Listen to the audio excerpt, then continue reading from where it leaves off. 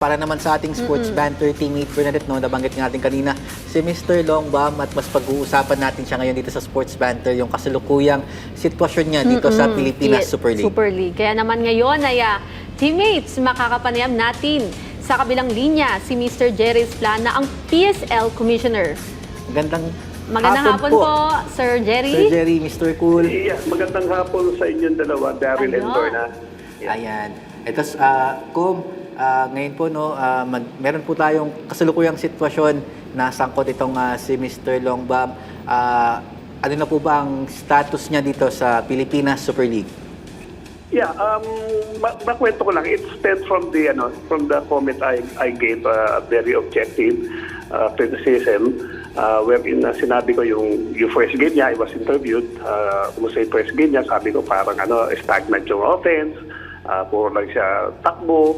Okay, so naputol doon yung paglagay sa mga sa FB, whatsoever, mga nag-post. Pero huli sabi ko, hopefully he will improve the next game. So coming from that, pero sa akin, nag-umano siya, di ba? Parang mag one-on-one na lang tayo. So pinatawag ko siya. That was yesterday, and I talked to him together with the coach, team manager yata, team official, and President Chris Bautista, the president of the PSL. So, we talked about it.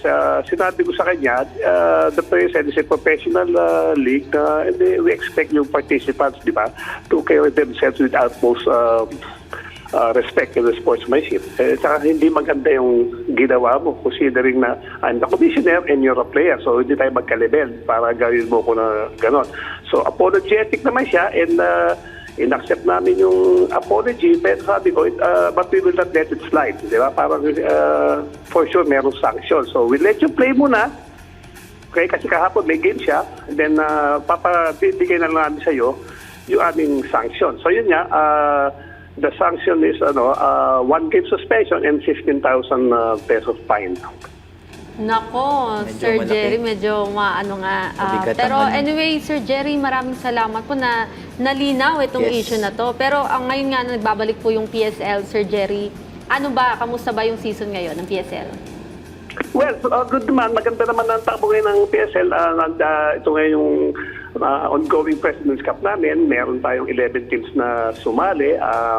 Maayos na team.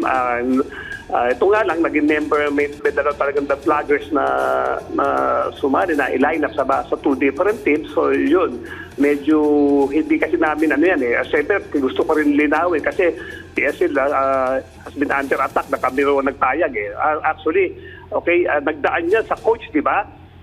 Nagdaan niya sa team manager, sa owner, okay, na kinuha nila yung mga players na yan. Then sa SIGAP is ministerial lang. When you apply for professional license as professional player, bibigyan ka lang.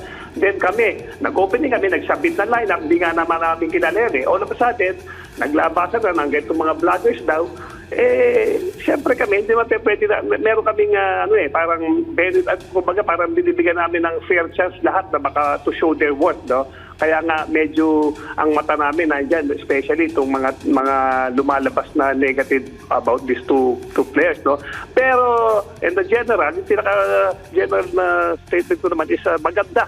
Maganda ang tinatakbo naman ng PSL, maganda mga laban. Okay, at matutuwa naman kayo kung makikita nyo at ating mga sports enthusiasts, basketball enthusiasts, kung may chance na manood sa FB namin, sa PSL page, maganda yung mga laban na nangyayari. Ito po nabanggit mo na rin na ito nga meron tayong mga influencers, mga content creators na kalahok ngayon dito sa PSL.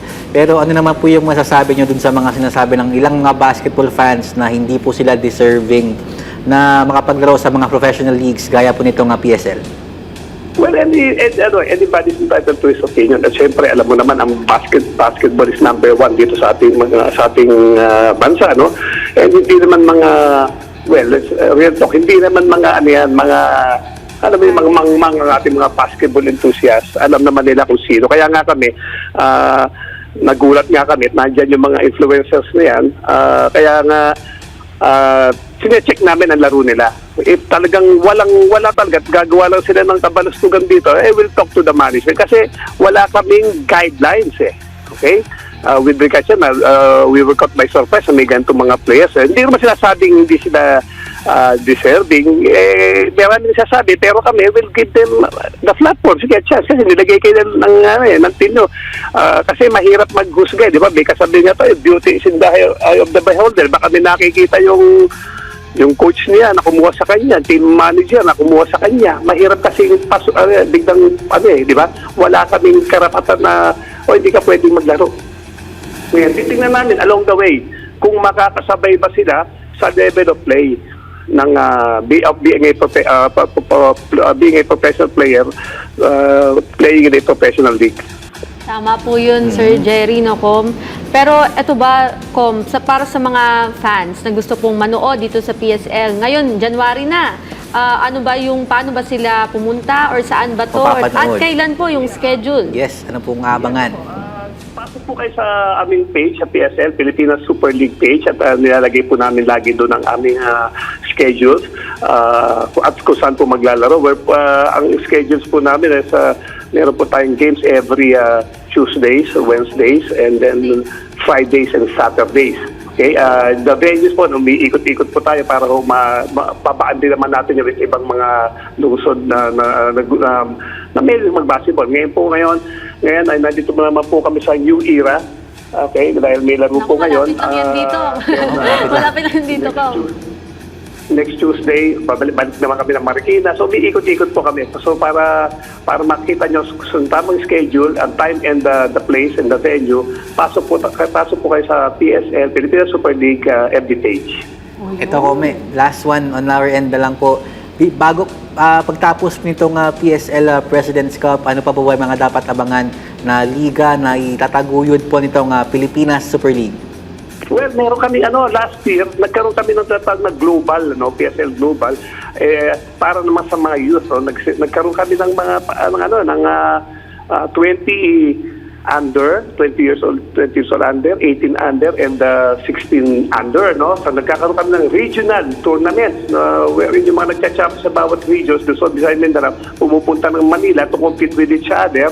Then magkakaroon kami ng mga finalists dyan, yung mga mananalo sa Luzon, Visayas, Mindanao, and Metro Manila, magiging seeded na sila for the global challenge, wherein we invite youth teams from different countries. Last year, ang napakaganda kasi marami from UK, from Canada, from US, from Thailand, to name it yun, nagsisalihan, ang dami. So, maganda. So, ito po yung darating naman after this. Okay, kasi PSL is with collaboration with MPBL, no?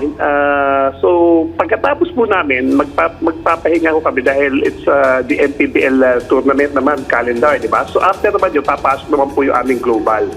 Okay, and marami pa kaming upcoming events na hindi naman basketball, no? We're working on putting up a boxing tournament and billiard tournament. Ayun, maraming salamat po, Tom Abangan Jerry. natin yan. Ang dami, nakapila po yung mga Nakapila. tournament and events po natin this year.